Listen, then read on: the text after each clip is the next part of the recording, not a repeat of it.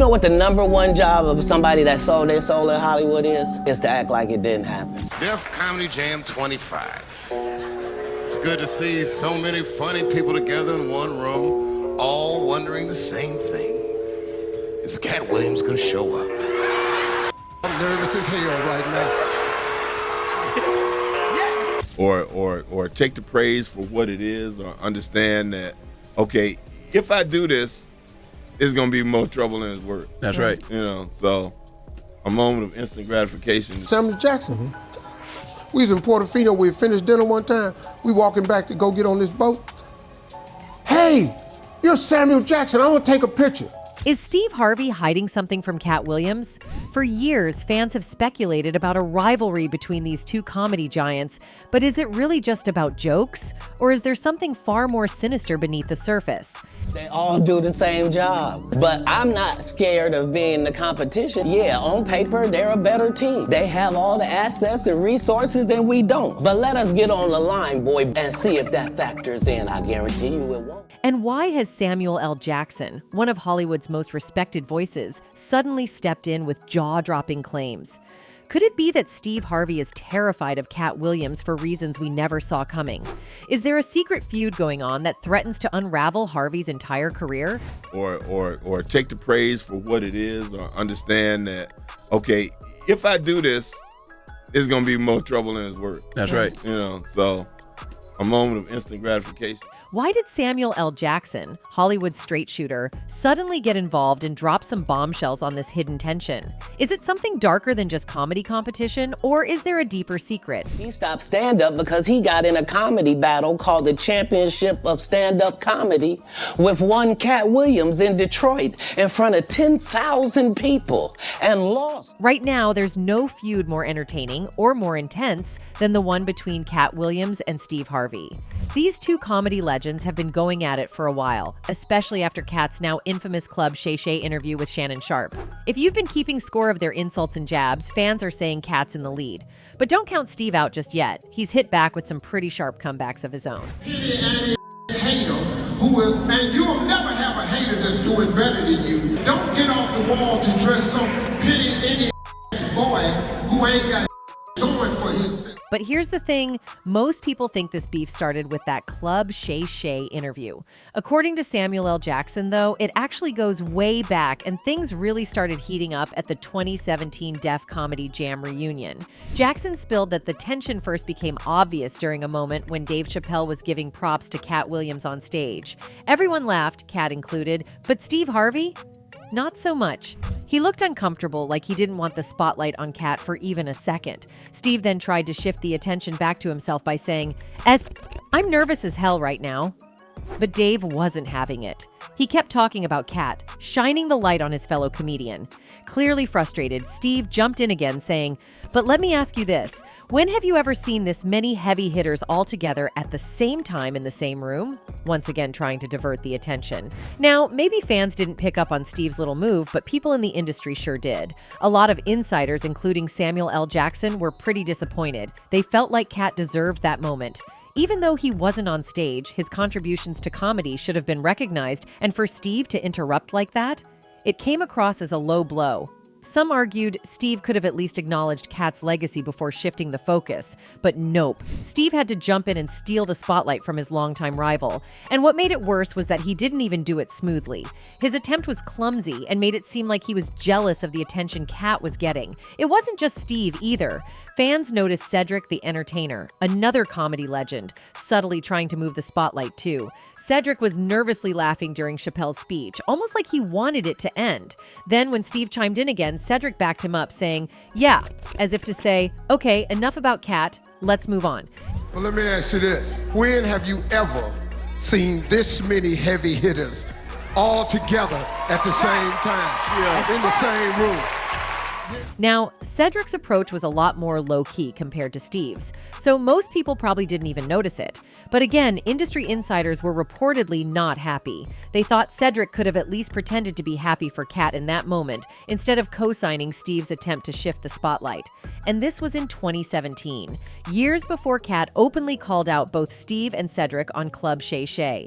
So why would Steve Harvey and Cedric the Entertainer act this way toward Katt? According to Samuel L. Jackson, it's because both of them were terrified of him, but not in a physical sense. They weren't scared Katt would beat them up or anything like that. No, they were terrified that Katt would steal the spotlight from them.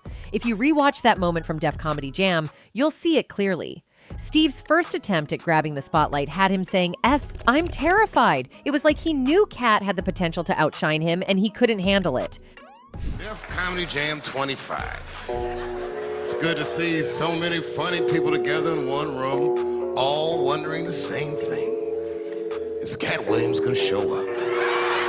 Nervous as hell right now. Word on the street is that Steve Harvey isn't just playing coy when it comes to Katt Williams. He's downright scared of him. Samuel L. Jackson allegedly spilled the tea, claiming that Harvey and Cedric the Entertainer are both running scared because, well, Katt is simply a better comedian. Katt himself didn't hold back either. During his sit-down with Shannon Sharpe, Katt threw some serious shade, calling out both Steve and Cedric. He even dropped a bombshell about a showdown that happened years ago between him and Steve Harvey. And spoiler alert, Katt came out on top. This so-called comedy battle went down in 2008 at the Championship of Comedy. Although the event wasn't promoted as a face-off, Katt decided he had enough of Steve's antics and made it one. He absolutely roasted Steve on stage, cracking jokes about Steve being bald and rocking a man's wig. And let's be real, at that time, most folks had no idea Steve was secretly rocking a high-top fade on national TV. People were obsessed with his hair. Men everywhere were jealous of his perfectly lined-up hairline, while their own hairlines were retreating quicker than they could book a barber's appointment. Steve's high-top fade was his signature look, the crown jewel of his TV persona. Heads turned when he walked into a room with that fade shining in all its glory. So, when Katt Williams came for his hair, it hit deep. Now Steve got a sitcom where he the principal, and he wear a suit, and then he gets this high top fade, making all black men think he got the best lineup in the business. And it's a man unit. That wasn't just a regular roast. Katt was coming for Steve's self-esteem, his confidence, his pride.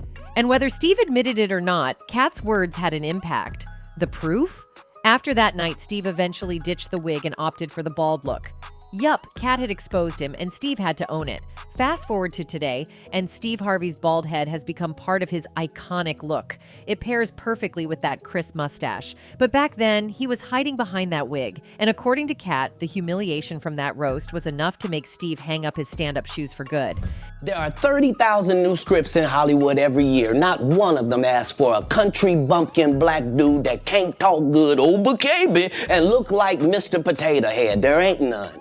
If that's true, no wonder Steve would feel rattled whenever Katt's name is mentioned. It's not every day you bump into the person who supposedly ended your stand-up career. And if you think Steve was over it, think again. 9 years later, in 2017, during the Def Comedy Jam 25, Dave Chappelle made a joke about Katt Williams, and Steve apparently got visibly nervous. But you can't really blame him. I mean, if someone who roasted you into early retirement shows up, you're not going to be chill about it. Now, as for Cedric the Entertainer, his beef with Katt is more low-key, but still pretty juicy. Apparently, most people had no idea the two even had issues until Katt spilled the beans on Club Shay Shay. Katt claimed that Cedric had straight up stolen one of his best jokes, despite Katt warning him not to. According to Katt, this particular joke was his signature closer, the kind of material that had audiences in stitches. It was so good that BET had used it in their commercials for Comic View back in 1998. Here's where it gets messy. Katt said Cedric came to watch him perform the joke at the Comedy Store, loved it, and even congratulated him afterward. But then, a couple of years later, Cedric turned around and used that same joke, almost word for word, in his set for Kings of Comedy. All he did was swap Katt's car for a spaceship. To make things worse, Katt wasn't about to let that slide. He roasted Cedric too, saying he was a talentless walrus who couldn't sing, dance, or write a joke to save his life. Katt took it further, clowning Cedric's comedy specials, calling them so bad that they're not even available on Netflix or Tubi. He did 4 comedy specials. They're so bad, Shannon, they're not available on Netflix or Tubi. Now, you might think Katt's going too hard, but when you consider the accusations he's thrown at both Cedric and Steve, maybe he's justified. Katt has made some serious claims against these guys, even suggesting that they, along with Ricky Smiley, conspired against the late Bernie Mac.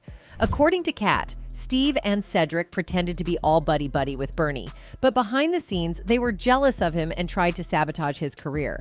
Katt pointed out that Steve was envious of Bernie's acting chops, especially because Hollywood studios weren't exactly lining up to cast Steve in roles. Katt went on to accuse Steve and the rest of the Kings of Comedy cast of deliberately putting Bernie Mac in the opening slot during their shows, thinking Steve would kill it as the headliner.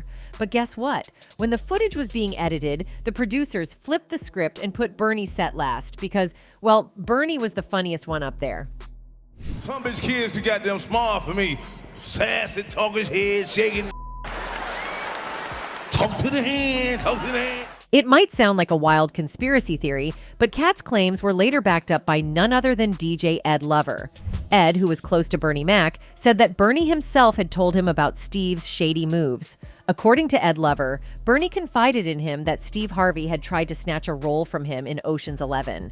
Bernie didn't mince words. He believed that Steve was actively working against him. So, when you start putting all these pieces together, you can kind of see why Samuel L. Jackson would say Steve Harvey gets all tense when Katt Williams is around. These guys, Steve, Cedric, and their crew, seem to have a history of stepping on other comedians to keep the spotlight on themselves. They've allegedly stolen jokes, backstabbed fellow comics, and done whatever it takes to stay on top.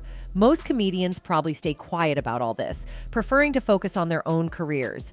Bernie Mac, for example, was aware of what was going on but chose not to rock the boat too much.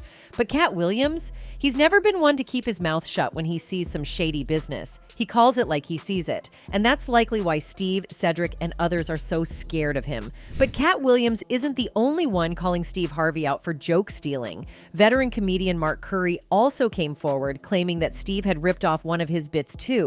According to Mark, he was chilling at home when a friend called him, telling him to turn on the TV. When he did, there was Steve Harvey on stage, performing one of Mark's classic jokes from 1999. Did my whole Halloween run, and I know he didn't think of it. You know, this is true stuff that really happened to me. Mark had performed the joke during his own stand-up special, produced by Comedy Central Presents. When confronted about it, Steve denied the whole thing, telling Mark Curry to come with receipts if he was going to accuse him of joke theft. He added, "The only reason I'm commenting is because he keeps running his mouth about, 'Now grow up. Never stole a joke in 35 years. Come to me like a man and tell me what the joke is.'" Well, fans of the veteran comedian did dig up the joke Mark Curry was referring to and proved that Steve really did jack Curry's joke. The routine was a Halloween joke in which Mark claimed that they didn't have money while growing up and had to use some strange but funny costumes for All Hallows Eve. Halloween, we couldn't afford no Halloween costumes. Hey, kids, please. Mama sent us down to the liquor store, put boxes on us. We didn't know what we were. I don't know what we are. Steve apparently performed the exact same joke on his eponymous talk show, Little Big Shots, where he was brought up in a family with no money and had to dress up in funny Halloween costumes. In an interview with Willie D on his podcast, Willie D Live, Curry stated that Steve's motivation for stealing his jokes wasn't financial gain, but the desire to be like him, Mark Curry. At first, he did not address the Think Like a Man author by his name and spoke about how many comedians are swiping jokes in his industry. Why are you on my material? Right. You know, what's that about? You know, and then, people want to jump up. Oh, he didn't know. He didn't steal your... So yes, he did. Comparing it to what happens in the rap industry, Curry claimed that the content is similar, but many things clearly distinguish one artist from the other. However, stand-up comics are different, and when people steal, it places people in a position where they have to either defend their originality or comfort the person who stole their material. Thus, he sent a warning to Steve Harvey. "I'm a step to you. If you stealing my set, F you," he said. "I step to you." That doesn't mean it has to be a physical thing.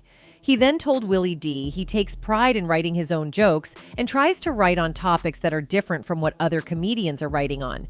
This helps him to detect when comedians steal his routine because those jokes are unique and ain't like any other. And that was how he spotted the parts of his jokes that Steve Harvey stole. "Take the Steve Harvey thing. It's a B move," Curry said.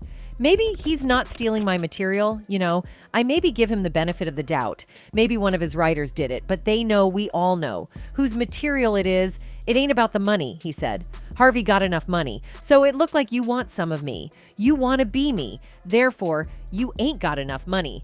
I look at it like that's all right, boy. I'm a G in the game. You want to be me. You want my style." However, Steve Harvey shot back at Mark Curry, telling the veteran comedian to grow up and stop making stuff up. He claimed that he stopped doing stand-up a long time ago, so he doesn't even know what the old G was talking about. Mark Curry needs to grow up, Harvey said at the time. Steve Harvey ain't been on stage since 2015. He doesn't know what he's talking about. He's making stuff up, so I'm in peace. However, many fans thought that Mark Curry was right when he said that Steve Harvey wanted to be like him.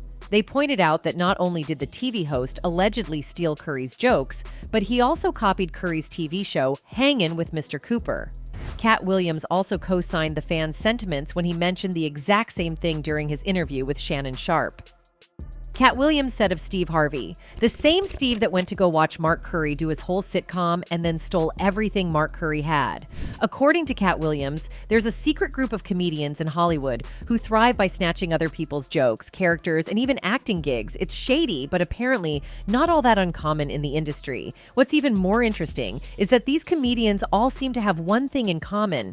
They're terrified of Katt Williams. Now, one of the guys Katt says is part of this crew didn't actually show up at the 2017 Def Comedy Jam, but Katt made sure to name drop him in his interview with Shannon Sharpe, Ricky Smiley. You let Ricky Smiley sit here and you said out that mouth, you stole Friday After Next, the one I was in. I wish. Katt didn't hold back when talking about his beef with Smiley. According to Katt, the drama started when Smiley lied during his appearance on Shannon Sharpe's Club Shay Shay, claiming that he was supposed to play Money Mike in the classic Friday After Next. According to Smiley's version, the role of the hilarious flamboyant pimp was all his, and Katt only ended up with it after some switch-up. But Katt says that's pure fiction. "This man told y'all he had my role," Katt said, clearly not holding back. "He said he was supposed to be Money Mike, and I was going to be Santa Claus. Let's get the facts straight. We all auditioned in LA. I was number 201, and there were 200 other black comedians in that room auditioning with me. And now, Smiley wants to say he had the role the whole time and had even started filming? Boy, bye." Katt didn't just stop there. He dropped a bombshell about an R-rated scene in the original script where some dudes gang up on Money Mike as revenge for something he did. Apparently, Ricky Smiley was cool with shooting that scene if he had landed the role. But when Katt got his hands on the script, he wasn't having it. He took a stand, saying, The problem with Friday After Next is we're trying to make a classic comedy. And this comedy involves a rape. And rape is never funny, no matter who it happens to. Katt was clearly disgusted that Smiley would have been okay with that scene, and it probably didn't help that Smiley walked around the set acting like he was the king of Hollywood. According to Katt, Ricky was trying to make everyone believe he was the real star, a comedian, radio personality, and actor who deserved that Money Mike role more than Katt did. Well, Katt wasn't having it. He was so done with Ricky Smiley's attitude that he threw a pretty wild stipulation into his contract. He wouldn't work with Smiley again unless Smiley wore a dress. Now, here's where things get even messier. Ricky's next big movie role, he played Bernice Jenkins, an elderly church lady, in First Sunday. And yes, you guessed it, he wore a dress. Katt couldn't help but laugh at the irony. I put in my contract that I won't work with Ricky Smiley again unless he's in a dress. Now, what was Ricky Smiley's next movie? Was it First Sunday? Did he wear a dress in it? If Katt really had the power to make Ricky Smiley wear a dress, it's easy to see why some people, including Samuel L. Jackson, would think Smiley is scared of him. Imagine knowing that someone in Hollywood could pull strings like that and basically play puppet master with your career. You'd be shaking in your boots too, knowing they could stop your hustle in an instant. But of course, Ricky Smiley denied all of this. He wasn't about to let Katt's claims go unanswered. So on his January 4th episode of the Ricky Smiley Morning Show, he set the record straight. According to Smiley, it was the director David E. Talbert who personally asked him to play the character of Bernice Jenkins in First Sunday. He even gave Katt props for his portrayal of Money Mike and said the decision to switch the role wasn't a shady move. "I went out to audition for Friday After Next as Money Mike, not Santa Claus," Smiley explained. That's the honest truth. Smiley also spilled some tea on the character of Money Mike. According to him, Money Mike wasn't originally supposed to be a pimp, but a panhandler who hung out at a strip mall parking lot. He admitted that Katt and the producers did a great job making the role funnier by turning Money Mike into a flashy, hilarious pimp. But as for Katt's wild claim that he put it in his contract that Smiley had to wear a dress, Smiley shot that down, saying there was no such clause. Smiley explained that he wore the dress for first Sunday because he wanted to, not because Katt or anyone else forced him into it. Comedy greats like Flip Wilson played Geraldine. Richard Pryor played some roles on his show. He noted, Jamie Foxx played Wanda, Martin played Shanae, I did Bernice Jenkins, Tyler Perry did Medea. There's a lot of comics and a lot of comedy greats that did characters for the sake of funny, for entertainment, for the sake of the laugh, and it has nothing to do with nobody's comfortable in the role. Nobody wants to put on a damn dress or is comfortable in it. It has nothing to do with my manhood being lessened. But not everyone was buying Smiley's explanation. Many fans feel like there's a darker side to male comedians wearing dresses in Hollywood. Some people believe that these comedy greats were pressured or even tricked into it as part of an initiation into the Illuminati. Others think Hollywood forces black men into these roles to make a mockery of them, to weaken their image or humiliate them in front of audiences. And if Katt Williams really did have that much control over Ricky Smiley's career, maybe the conspiracy theories have some truth to them. Katt's beef with Ricky Smiley is just one chapter in a much bigger story about power, influence, and the shady side of the comedy industry. From allegedly making Ricky wear a dress to calling out the ridiculousness of stealing jokes, Katt isn't afraid to say what's on his mind and ruffle a few feathers along the way. But what's clear in all this drama is that Katt Williams plays by his own rules. And in his world, if you cross him, you just might end up getting exposed. Anyway, that's it for this video, folks. Bye.